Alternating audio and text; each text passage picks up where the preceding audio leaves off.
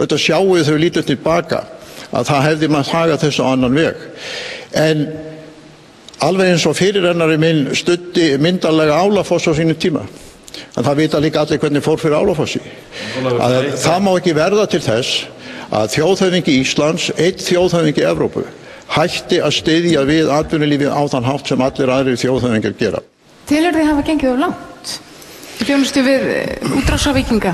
Nei, ég tel mig ekki að hafa gert það vegna þess að þegar ég kom að því verki sem hvað snertir bankana, þá voru þeir stærstu fyrirtæki landsins, þá voru allir í samstarfi við þá, meira að segja Ríkissjónvarpið hafði gert samning við útrásarvíkinga til að leyfa þeim að fjármagna dagskrá Ríkissjónvarpsins, háskólasamfélagið hafði boðið þeim að fjármagna prófstöðu við háskólan, þjóðþingið, stjórnmálaflokkarnir og allir aðrir voru í nánum samskiptum við þá.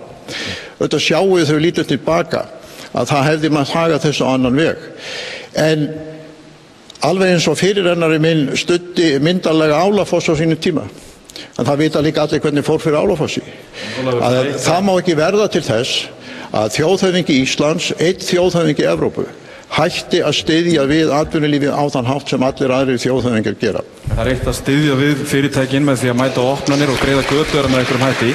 Og svo annað að vera beinn þáttakandi í útrás og vexti þessara sömu banka. Getur ekki verið að þú hafi verið búin að útfæra embættið í þá veru? Nú nefni ég til dæmis það sem kemur fram í bókinni þinni sem Guðjón Friðriksson skrifaði, fundur með Tony Scherer, það sem talar að kaupþings á Singer og Frídlandsbankanum hefði ekki raungerst nema því að þú helst matarboð á Bessastöðum fyrir forstjóran.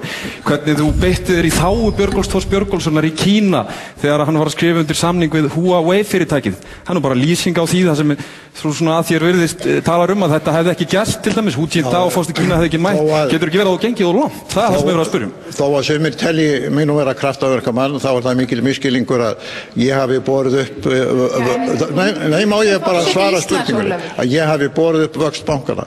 Þvert á móti þá hafði ég oft misseru saman engin samskipti við bankana og hvort sem við teljum það vera kostið að laust þá er það alveg ljóst að það voru stjórnendur bankana sem báru þeirra vöxt uppi. Ég kom hins vegar að opnunum og átti samræður við ýmsa.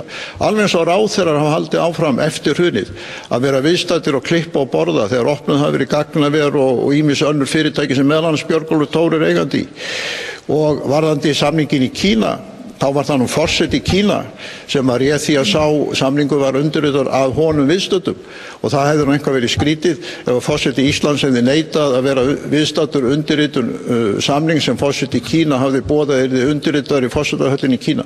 Þú segir í bókinni að Guðjón Friðriksson segir í bókinni og hefur eftir þér í beinni ræðu að þú hafir skammað kínverskan embættismenn vegna þess að fyrir séð var að Hu Jintao myndi ekki verða við þessa undirritun hjá íslenskum athafnamanni. Finnst þér þetta að vera hlutverk forsetans að hann sé bara beita sér beint og þú segir, það er orðrétt haft eftir þér í bókinni að þetta er það eina sem hann hefði þurft í Kína, mynda sér með Hu Jintao og þá eru allar götur hans greiðar. Þú segir þetta sjálfur. Það vita það auðvitað allir, að þeir sem fá mynda sér með forystumönnum Kínverja, að götur þeirra eru greiðari en ella. Ég ætla nú að tala varlega Kínverja hér.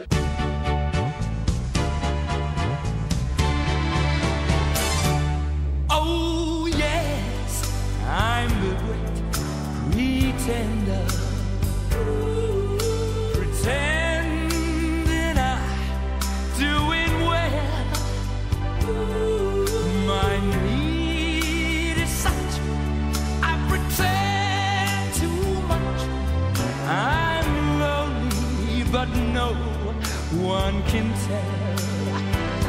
Oh yes, I'm the great pretender, adrift in a world of my own. I play the game, but to my real shame, you've left me to dream all alone.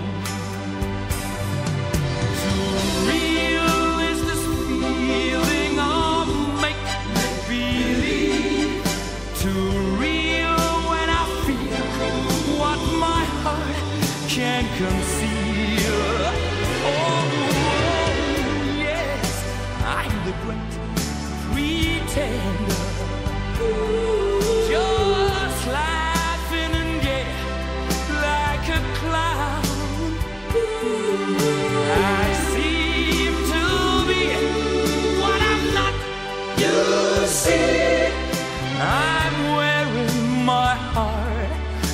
like a crown